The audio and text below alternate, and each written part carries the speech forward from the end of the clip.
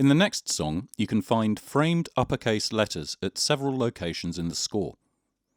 These are markers that identify the different parts of a song. This can be single letters or terms such as intro, verse, or chorus. This will give you a better overview of the song structure and make it easier to communicate with fellow musicians.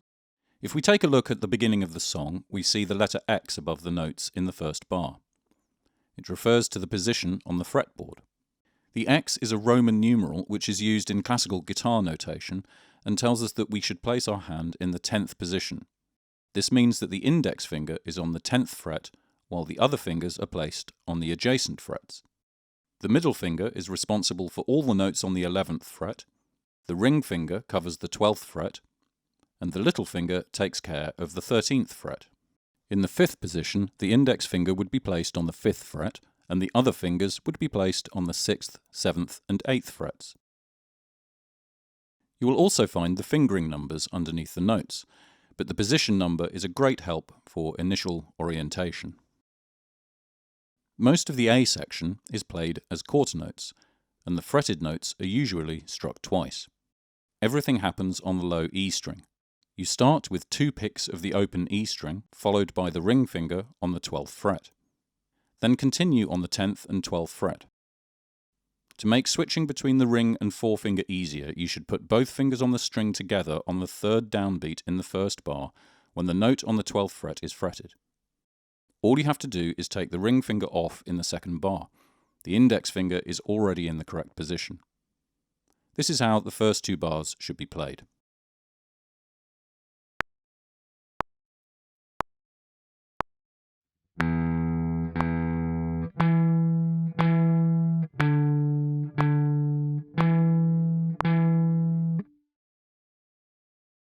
Please try to study and internalize this finger positioning technique as thoroughly as possible. This will make it soon become second nature to you and will be helpful when it comes to playing more complex phrases in the future. You should also make sure that the ring finger is only slightly lifted off the string. This is also very important and will eventually become a habit. Now is the ideal time to build the foundation for your technique, so try to focus on using the correct approach right from this early stage onwards.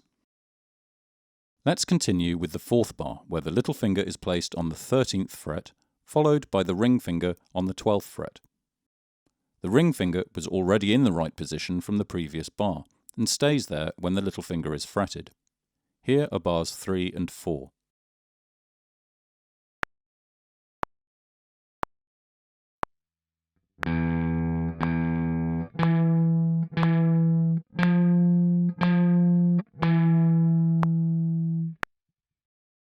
Although the index finger is not needed in those 2 bars, it should be used as a support to save energy. Bars 5 to 7 are like the first 3 bars.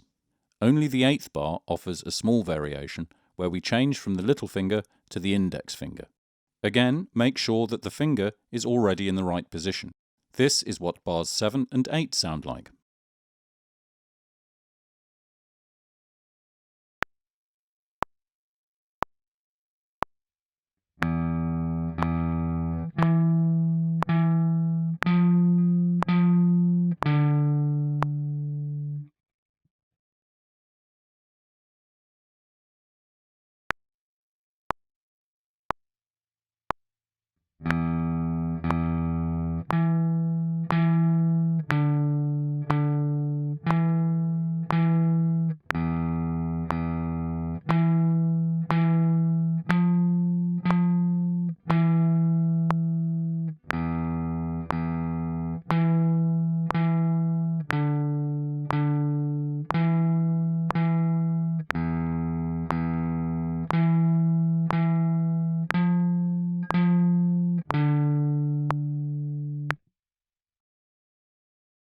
In the B section, there is a change of position. In the first bar, we moved to the 8th position and placed the index finger on the 8th fret, the middle finger on the 9th fret, and the ring finger on the 10th fret. In the 3rd and 4th bars, the fingering is the same, but in a different position, namely the 10th position. Place your fingers on the 10th, 11th, and 12th frets. Keep the index and ring fingers on the strings for support. This is what the whole example should look and sound like.